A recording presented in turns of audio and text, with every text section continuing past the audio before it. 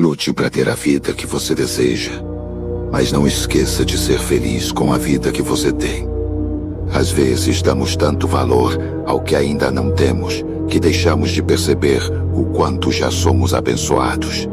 Em 1 Timóteo 6, 6-8 diz: a piedade com contentamento é grande fonte de lucro, pois nada trouxemos para este mundo e dele nada podemos levar. Por isso, tendo o que comer e com que vestir-nos, estejamos com isso satisfeitos.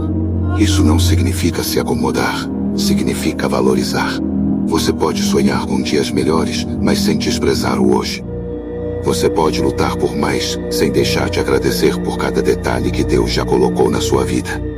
A alegria verdadeira não está no que você conquista, mas em saber que Deus está contigo, no pouco e no muito.